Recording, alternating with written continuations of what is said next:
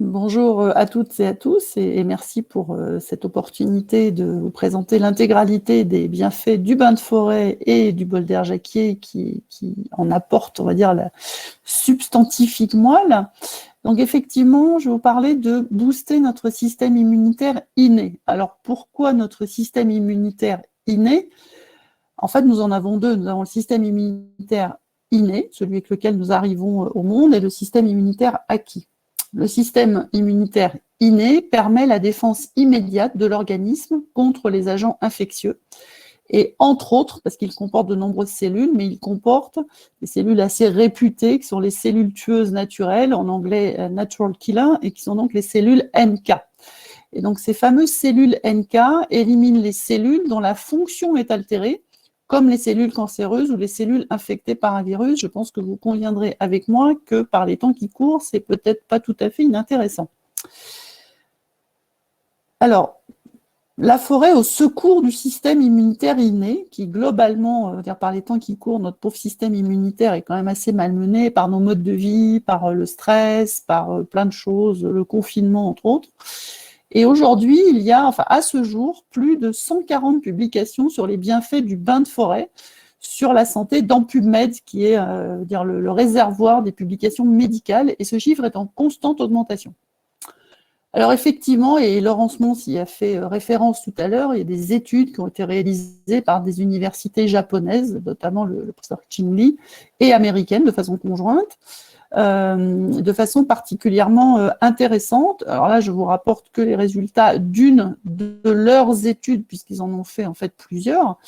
Ils ont en fait comparé une exposition, donc un groupe de personnes qui étaient des hommes, de 48 heures en forêt, donc sur le mode de ce que Laurence vous a présenté, versus un groupe similaire, mais qui était pendant 48 heures en ville, mais qui sinon a vécu de la même façon, a marché de la même façon, voilà.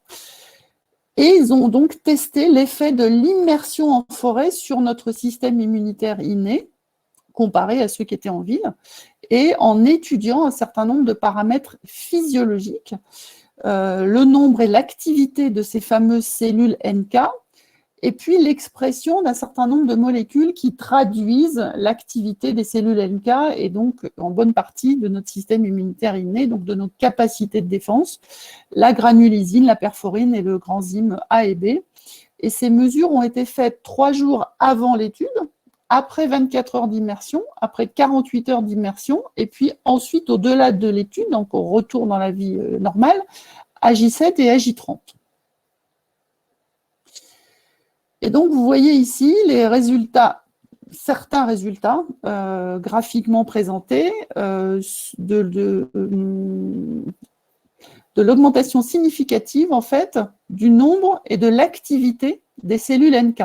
Donc, vous voyez ici, à gauche, une augmentation significative, donc de 440 NK par micromole de sang, désolé pour le jargon, mais les chiffres parlent d'eux-mêmes, à J2 à 680, donc une augmentation de 50%, uniquement pour les participants forêt. Les participants ville, entre guillemets, n'ont eu aucune augmentation. Idem pour le pourcentage d'activité des cellules NK, donc qui quelque part ont été boostées, réveillées, et donc on voit là aussi une augmentation de quasiment 50% de l'activité de ces cellules. Pareil, de nouveau, pour les participants ville, rien. Et on augmente, et je vous fais grâce des autres graphiques, mais il y a exactement les mêmes effets sur l'expression des marqueurs physiologiques, donc la granulésine, la perforine et le granzyme A et B. Et ce qui est encore plus intéressant, c'est que cet effet physiologique, donc mesuré dans le sang, a persisté à J7 et à J30 quasiment dans les mêmes ordres de grandeur. Donc on a quand même un effet extrêmement intéressant de ce bain de forêt sur le système immunitaire inné, en tout cas sur des marqueurs qui sont reconnus comme étant des marqueurs classiques de ce système immunitaire.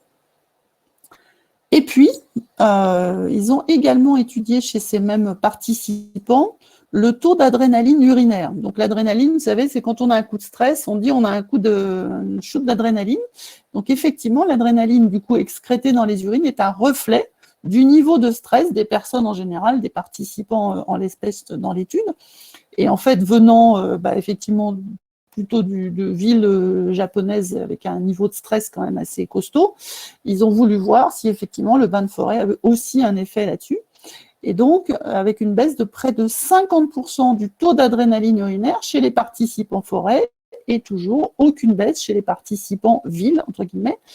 Et sachant que le stress a un effet délétère sur notre système immunitaire, inné et acquis pour le coup, eh bien, on peut imaginer que le bain de forêt a donc contribué à baisser le stress et donc, par voie de conséquence, aussi à rebooster le système immunitaire des participants en faisant baisser le stress, plus évidemment l'effet direct de la forêt dont Laurence vous a parlé.